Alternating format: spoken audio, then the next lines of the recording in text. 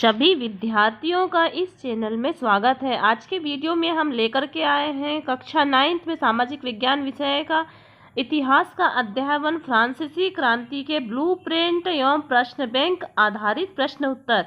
तो इस अध्याय से कुल आपको 4 अंक का प्रश्न पूछेगा और 4 अंक का एक प्रश्न रहेगा। मतलब आपको इस अध्याय से दीर्घ उत्तरी क्वेश्चन की तैयारी करना है। तो देखिए दीर्घ उत्तरी जो प्रश्न बन रहे हैं उसके बारे में आप जानकारी लीजिए। तो देखिए 18वीं सदी में फ्रांसीसी समाज के तीनों एस्टेट के बारे में बताइए, या 18वीं सदी में फ्रांसीसी समाज कितने एस्टेट में बटा हुआ था उसके बारे में लिखिए। कुछ भी पूछ सकता है।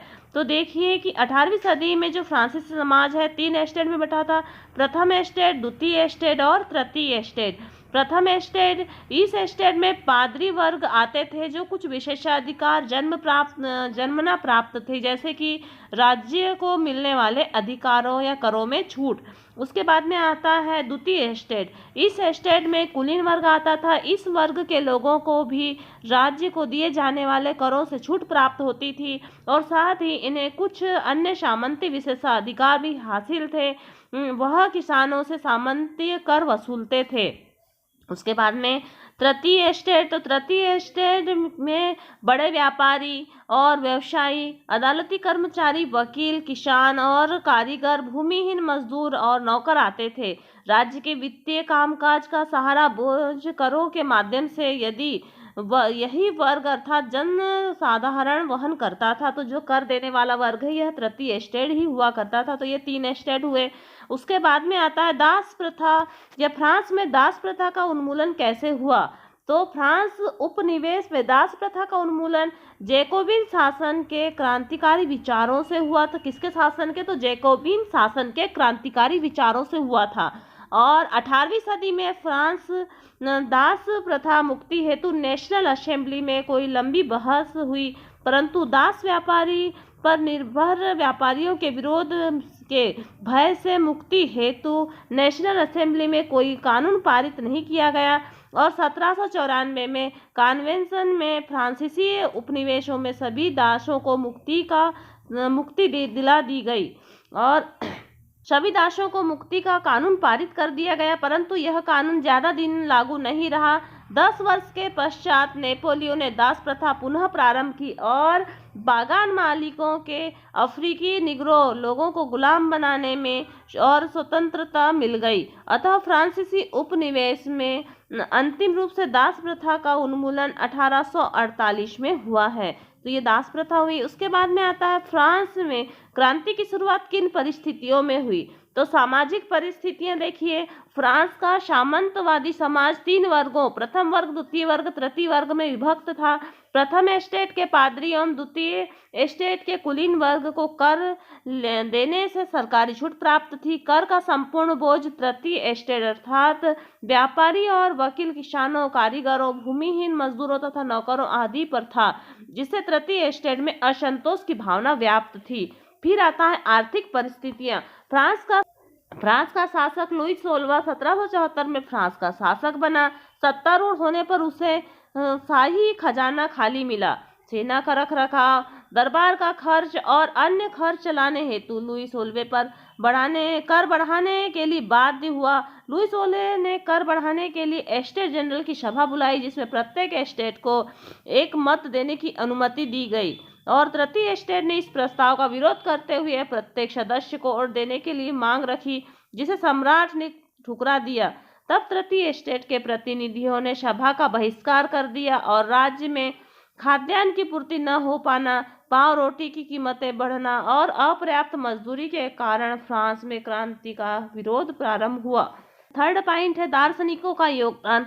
फ्रांसीसी क्रांति में फ्रांस के दार्शनिक जॉन लाक और रूसो, मॉन्टेग्यू आदि की अहम योगदान था, आदि की अहम भूमिका थी। उन्होंने स्वतंत्रता और समान न्यायों तथा समान अवसरों के विचार पर आधारित समाज की परिकल्पना की। इसके विचारों से फ्रांस ने जनमानस को क्रांति के लिए प्रेरित किया और राजनीतिक कारण तृतीय एस्टेट के प्रतिनिधियों ने मिरांजो और आम्बेसियन के नेतृत्व में स्वयं को राष्ट्रीय सभा घोषित कर दिया। उन्होंने वर्साय के टेनिस कोर्ट में सम्राट की शक्ति कम करने वाला संविधान बनाने की शपथ ली। इसी बीच राज्य में खाद्यान्न संकट गहरा गया, जिससे जनसाधारण का गुस्सा गलियों में फूट गया। सम्राट ने सेना को पेरिस में प्रवेश का आदेश दे दिया और गुस्साई भीड़ ने बास्तीन दुर्ग पर धावा बोल करके उसे नष्ट कर दिया। इस प्रकार से क्रांति का प्रारंभ हुआ। इसके बाद में अगला प्रश्न हम देखते हैं। ओलंदे गुज द्वारा तैयार किया गया घोषणा पत्र में मूलभूत अधिकारों का वर्णन करो। तो देखो, मूलभूत अधिकार और ओलंदे गुज के घोषणा पत्र में निम्नलिखित मूल अधिकार हैं। देखिए कि औरत का जन्म लेना स्वतंत्रता है और उसे पुरुषों के समान अधिकार प्राप्त हैं। सभी राजनीतिक संगठनों का लक्ष्य पुरुष और महिलाओं के नैसर्गिक अधिकारों को संरक्षित करना है। ये अधिकार स्वतंत्रता, संपत्ति सुरक्षा और सबसे बढ़कर शोषण के प्रतिरोध का अधिकार है और समग्र संप्रभुता का स्रोत राष्ट्र में निहित है और पुरुष और महिलाओं के संग में अतिरिक्त कुछ नहीं है। और फिर नेक्स्ट पॉइंट देखते हैं हम। कोई भी महिला अपवाद नहीं है, वह विधि सम्मत प्रक्रिया द्वारा अपराधी ठहराई जा सकती है, गिरफ्तार और नजरबंद की जा सकती है। पुरुषों की तरह महिलाओं पर भी कठोर कानून का पालन करने के लिए बाध्य है। तो इस प्रकार से कोई भी 4 पॉइंट आपको तैयार करना है। इसके बाद में हम देखते हैं नेपोलियो का उदय को समझाइए।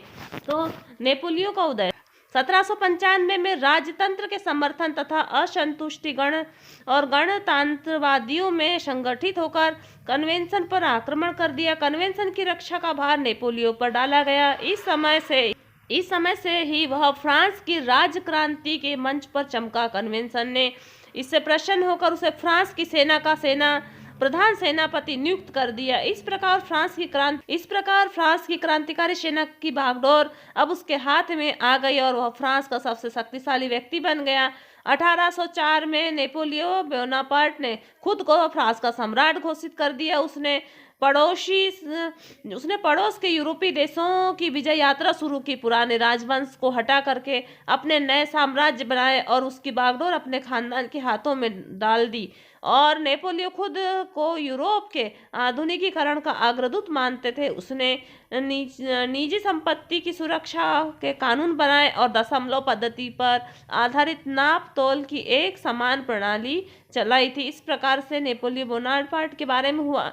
अगला प्रश्न है, फ्रांस में लुई 16वें के समय खजाना खाली होने का प्रमुख कारण क्या था? तो निम्नलिखित कारण थे। राजा द्वारा शानो शौकत पर खर्च अधिक करना, लंबी अवधि तक युद्ध चलने से फ्रांस में संसाधन नष्ट हो जाना और ब्रिटेन के युद्ध के चलते फ्रांस पर 10 अरब लिब्रे का कर्ज और भी जुड़ जाना और 2 अरब लिब्रे कर्ज पहले से ही था। इन्होंने सरकार को कर्ज दिया था, वे 10% ब्याज मांगने लगे और फिर ब्रिटेन ने 13 अमेरिकी उपनिवेश स्वतंत्र कराने में भी सहायता दी। इस प्रकार से खजाना खाली पाया गया। फिर आता है अगला प्रश्न, डायरेक्टरी शासित फ्रांस पर टिप्पणी लिखिए। जैकोबिन सरकार के पतन के बाद मध्यम वर्ग के संपन्न तबके के पास सत्ता का आ जाना, एक नई संविधान के अंतर्गत संपत्तिहीन तबके को मताधिकार से वंचित कर दिया गया और इस संविधान के अंतर्गत 2 चुनौतियां थी। विधान परिषद का प्रावधान था।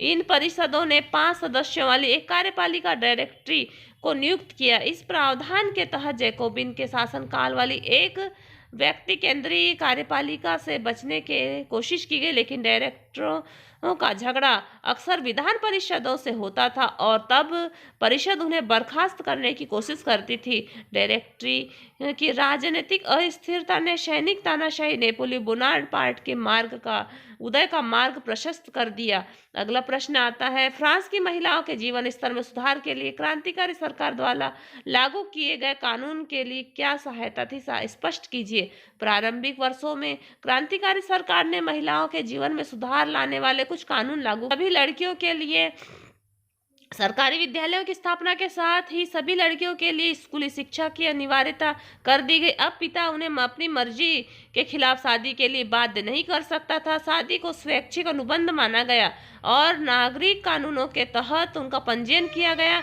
तलाक को कानूनी रूप दिया गया। महिला पुरुष दोनों को ही उसकी अर्जी देने का अधिकार दिया गया। अब महिलाएं व्यवसायिक प्रशिक्षण ले सकती थी, कलाकार बन सकती थी, छोटे छोटे व्यवसाय कर सकती थी। इस प्रकार से यह फ्रांसीसी क्रांति के परीक्षा उपयोगी और वेरी इंपॉर्टेंट क्वेश्चन आंसर हुए। इन क्वेश्चन आंसरों को आप तैयार कर लीजिए। कीजिए, क्योंकि ये 4 अंक वाले क्वेश्चन आंसर हैं। तो इस प्रकार से यह वीडियो हुआ, और आने वाले वीडियो में हम अध्याय 2 के ब्लूप्रिंट आधारित और प्रश्न बैंक आधारित क्वेश्चन आंसर डालेंगे। लगातार वीडियो को प्राप्त कीजिए, और आपने यदि इस चैनल को सब्सक्राइब नहीं किया है तो आप इस चैनल को सब्सक्राइब करें और वीडियो को अधिक से अधिक छात्र छात्राओं तक शेयर करें, ताकि उन्हें भी महत्वपूर्ण प्रश्न उत्तरों की जानकारी प्राप्त हो सके। धन्यवाद।